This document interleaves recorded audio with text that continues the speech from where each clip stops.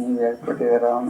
ನನಗಂತರ ತುಂಬಾ ಖುಷಿ ಆಗ್ತಿದೆ. ಡೈಲಿ ಇಷ್ಟು ವರ್ಷ ನಾನು 2019ರಿಂದ ಸ್ಟಡಿ ಮಾಡ್ತಿದ್ದೇನೆ. ಹ್ಮ್ ಹ್ಮ್ ಡೈಲಿ ಏதாவது ಫುಲ್ ಸ್ಯಾಡ್ ಆಗಲೇ ಇದಾಗ್ತಿತ್ತು. ಕಾಲ್ ಫಾರ್ಮ್ ಆಗ್ತಿಲ್ಲ, ಒಂದು ಜಾಬ್ ಆಗ್ತಿಲ್ಲ, ಏನ್ ಮಾಡೋದು ಏನ್ ಮಾಡೋದು. ಹ್ಮ್ ಇವಾಗ ಹ್ಮ್ ಯಾವಾಗ ನಾನು ನಿಮ್ ವಿಡಿಯೋ ನೋಡಿ ಸ್ಟಾರ್ಟ್ ಮಾಡಿದ್ದೀನಿ ಅವಾಗಿಂದ ತುಂಬಾ ಖುಷಿಯಿಂದ ಇದಾಗ್ತೀನಿ. ಬೆಳಗ್ಗೆ ನಾನು ವರ್ಕ್ ಮಾಡ್ತಿದ್ದೀನಿ ಅಲ್ವಾ, ಇನ್ನೇನ್ ಚಿಂತೆ, ಏನ್ ಜಾಬ್ ಬೇಡ ಏನ್ ಬೇಡ.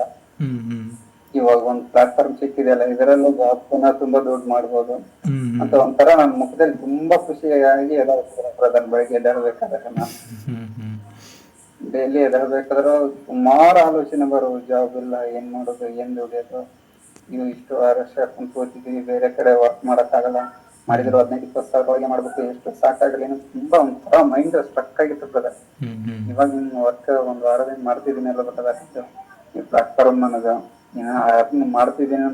ಇವಾಗಲೇ ನನಗೆ ನೆಮ್ಮದಿ ಕೊಟ್ಟಿದೆ, ಇನ್ನು ಬರುವತ್ತು ತುಂಬಾ ನೆಮ್ಮದಿ ಕೊಡುತ್ತೆ ನನಗೆ. ಯಾ ಖಂಡಿತ. ನನ್ನ ಲೈಫ್ ನನ್ನ ಲೈಫ್ 100% ಚೇಂಜ್ ಮಾಡುತ್ತೆ ಬ್ರದರ್, ಇದು ನನಗೆ ನಂಬಿಕೆ ಇದೆ. ಎಸ್ ಆಗುತ್ತೆ ಮಾಡಿ.